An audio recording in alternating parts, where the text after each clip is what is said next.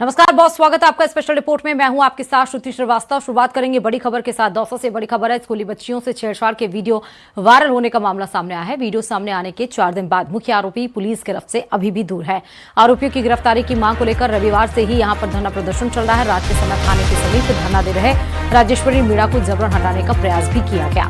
पहले धरने की परमिशन मांगी गई और फिर धरना हटा दिया गया। लालसोट एएसपी विनोद सीपा ने कहा, जबरन धरना नहीं हटाया गया है। महिला के साथ बैठे कुछ युवक उलझ गए थे, वो भी पुलिस से उलझने पर 5 युवकों को शांति भंग की धारा में अरेस्ट किया गया है। महिला राजेश्वरी मीणा को समझाइश करके रात को ही घर भेज दिया गया था। एसपी ने कहा कि छेड़छाड़ के आरोपियों को गिरफ्तार करने के लिए हमारी टीम प्रयासरत है और कल से धरना के कारण एसएचओ सहित पुलिस टीम एंगेज है और शीघ्र ही बच्चों के साथ छेड़छाड़ के आरोपियों को गिरफ्तार किया जाएगा।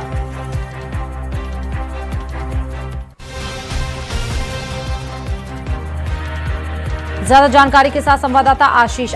3-4 दिन ये वाकया हो गया, वीडियो भी वायरल हुआ, पुलिस ने टीम भी गठित कर दी थी, आपने बताया था, लेकिन उसके बाद भी गिरफ्त से दूर और धरने पर बैठे हैं। उनको भी जबरन हटाया जा रहा है पुलिस के द्वारा। क्या कुछ जानकारी है?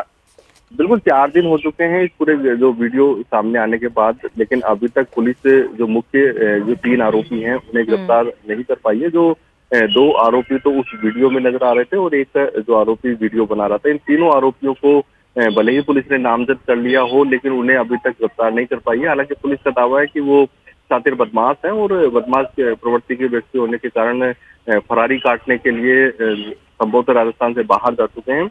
हालांकि पुलिस की कई टीमें उनको गिरफ्तार करने का प्रयास कर रही है, लेकिन जब 4 दिन में भी गिरफ्तारी नहीं हुई तो आसपास के क्षेत्र के लोगों में जबरदस्त आक्रोश है, नाराजगी देखने को मिल रही थी। लोग सोशल मीडिया के माध्यम से चेतावनी दे रहे थे कि यदि आरोपियों की गिरफ्तारी नहीं हो तो धरना प्रदर्शन किया जाएगा। कल रविवार को राजेश्वरी मीणा, जो लालसोट क्षेत्र की एक महिला है, वो यहाँ पर धरना देने के लिए पहुंची थी। उनके साथ कुछ लोग भी थे और दिन भर समझाइश का दौर चला, लेकिन धरना समाप्त नहीं हुआ। रात के समय उनके धरने को जबरन हटाया गया है।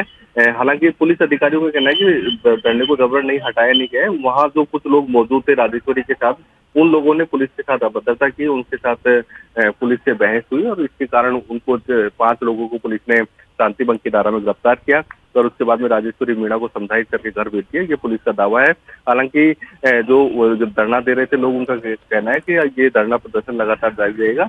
इसके लिए आज फिर से रणनीति बनाई जाएगी। नहीं आशीष, अब ये जो वीडियो वायरल हुआ था, उसमें ये जो दोनों बदमाश थे उनके ऊपर पहले भी कई एफआईआर दर्ज हो चुके हैं ना? बिल्कुल, निश्चित रूप से काफी मुकदमे उनके खिलाफ दर्ज हैं और इस तरह के दुष्कर्म जैसे मुकदमे भी दर्ज हैं, यानी जो पॉक्सो एक्ट की धाराओं में मुकदमे दर्ज हैं, यानी कि पहले भी छोटी बच्चियों के साथ इस तरह की घटनाक्रम को उन्होंने अंजाम दिया है।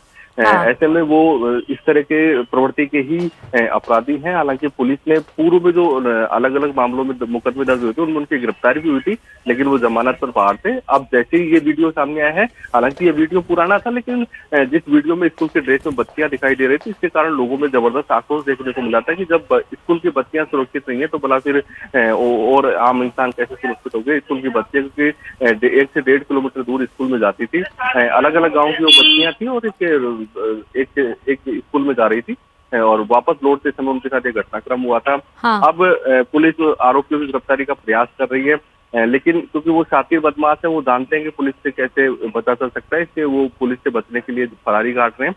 हालांकि पुलिस ने भी अपने मल्टीपल टीमें बनाई गई हैं, 5 से 6 टीमें बनाई गई हैं, जो राजस्थान और राजस्थान के बाहर भी उन आरोपियों की तलाश के लिए जुटी हुई। नहीं तो यहाँ पर जो धरने पे बैठे लोग हैं वो पुलिस की कार्यशैली पर सवाल उठा रहे हैं। पुलिस कह रही है कि उनसे जो लोग धरने पे बैठे थे वहां पर कुछ विवाद हो गया था और पुलिस से वो उलझे, इसलिए धरने पे हटाया गया। तो एक्चुअली मामला क्या है और पुलिस की कार्य इसमें जो एक्शन है वो कहाँ तक पहुंचा है, कब तक गिरफ्तार किए जाएंगे? वो एक समाजसेवी महिला है राजेश्वरी मीणा, उसने चेतावनी दी थी कि बच्चियों के साथ छेड़छाड़ के आरोपी यदि 2 दिन में गिरफ्तार नहीं होंगे तो मैं धरना दूंगी। और जब 2 दिन बीत जाने के बाद कल वो धरना देने के लिए पहुंचे। उनके साथ करीब 8 से 10 युवक भी थे और उन्होंने धरना प्रदर्शन चालू कर दिया। और इस दौरान पुलिस अधिकारियों ने समझाइश की, लेकिन समझाइश से बात नहीं बनी तो रात के समय भी धरना दिया जा रहा था। अब पुलिस का ये दावा है कि रात के समय कुछ लोगों ने पुलिस के साथ बदतमीजी की, अभद्रता की, इस कारण ये उनको जबरन वहां से हटाया गया और उनको जो युवक थे उनको तो गिरफ्तार किया गया और महिला से समझाइश करके घर भेजा गया। हालांकि महिला ने अभी प्रतिक्रिया फोन पर बात हुई है, उनका ये कहना है कि मैं धरना खत्म नहीं करूंगी, आज फिर से धरना दूंगी। ठीक है, बहुत शुक्रिया आशीष तमाम जानकारी देने के लिए। और चलिए बीकानेर से भी बड़ी खबर है। मासिक निरीक्षण आदेश के विरोध में निजी स्कूलों का स्वैच्छिक बंद कर दिया गया है।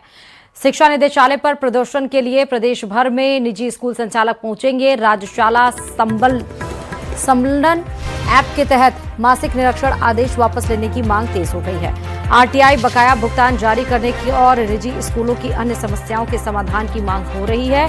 बीकानेर में कलेक्ट्रेट से शिक्षा निदेशालय तक यहां पर रैली निकाली जाएगी।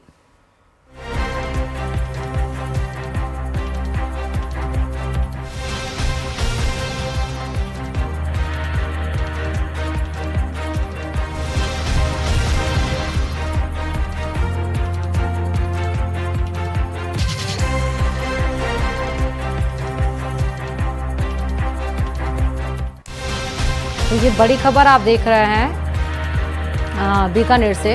मासिक निरीक्षण आदेश के विरोध में जो प्राइवेट स्कूल्स हैं वो बंद बुलाए गए हैं। ज्यादा जानकारी के साथ संवाददाता विक्रम इस खबर पर जुड़े हैं। विक्रम, क्या है पूरा मामला? जो निजी स्कूल्स हैं उन पर एक जो ऐप शिक्षा विभाग की तरफ से लगाई गई है इनके निरीक्षण को लेकर, उसकी लंबे समय से इस ऐप का विरोध जो है निजी स्कूल के लोग कर रहे हैं। और आखिरकार आज उन्होंने जो है यहाँ बीकानेर में शिक्षा निदेशालय पर प्रदर्शन की घोषणा की है, जिसके तहत जो निजी स्कूल संचालक हैं वो अपने संगठन के बैनर तले जिला कलेक्टर से शिक्षा निदेशालय तक एक रैली निकालेंगे। और जो आरटीई का भुगतान है और उसके साथ जो कई और इनकी मांगे हैं उनको लेकर और ये मासिक जो निरीक्षण जो आदेश है उसको वापस लेने की मांग को लेकर जो प्रदर्शन करेंगे और शिक्षा निदेशक से भी मिलेंगे ताकि इस आदेश को वापस लिया जाए। क्योंकि इनका साफ कहना है कि अभी जो स्कूल्स हैं शुरू ही हुए हैं, ऐसे में निरीक्षण के लिए जो ऐप लगाई गई है वो उसमें काम करना उनके लिए मुश्किल होता जा रहा है। और ये कई दिनों से इस बात को लेकर विरोध कर रहे थे, लेकिन उनकी मांग पूरी नहीं होने पर आखिरकार आज ये रैली निकालकर प्रदर्शन करेंगे। जी ठीक है विक्रम, बहुत शुक्रिया तमाम जानकारी देने के लिए खबर पर।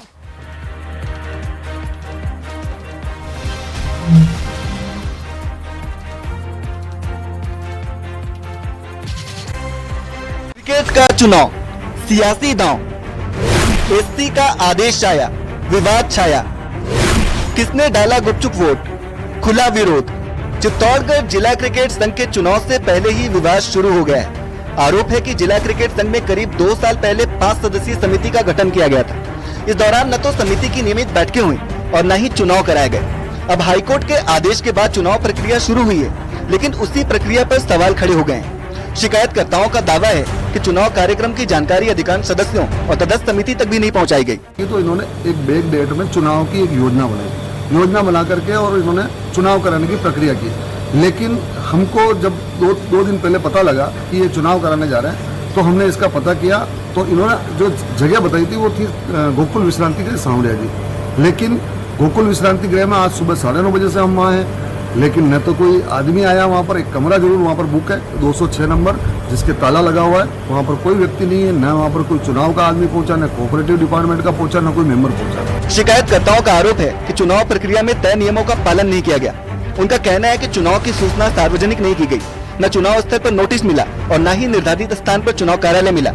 इतना ही नहीं, सदस्यों को ईमेल या रजिस्टर्ड डाक से भी चुनाव कार्यक्रम की जानकारी नहीं दिए जाने का आरोप लगाया गया है। रजिस्टर्ड क्लब स्पोर्ट्स एक्ट के अंदर प्रावधान है कि जो रजिस्टर्ड क्लब है उन्हीं के अनुसार आपको इलेक्शन होते हैं। जो आपके हाई कोर्ट के फैसले भी है, डीबी के फैसले भी है, सुप्रीम कोर्ट के फैसले भी है हमारे पास। तो उनके अंदर सबके अंदर है कि कभी भी स्पोर्ट्स के इलेक्शन होंगे तो उसके अंदर जो आपके रजिस्टर्ड क्लब हैं उन्हीं के उसके अनुसार ही आपके इलेक्शन होते हैं। शिकायतकर्ताओं ने चुनाव प्रक्रिया में राजनीतिक हस्तक्षेप का भी आरोप लगाया है। हालांकि इन आरोपों पर सहकारिता विभाग या चुनाव अधिकारियों की ओर से अब तक कोई आधिकारिक प्रतिक्रिया नहीं आई है। ऐसे में सबकी नजर इस बात पर है कि इन आरोपों पर संबंधित विभाग क्या जवाब देता है और आगे क्या कार्रवाई होती है। न्यूज़ 18 के लिए चित्तौड़गढ़ से पीयूष मुंदड़ा की रिपोर्ट।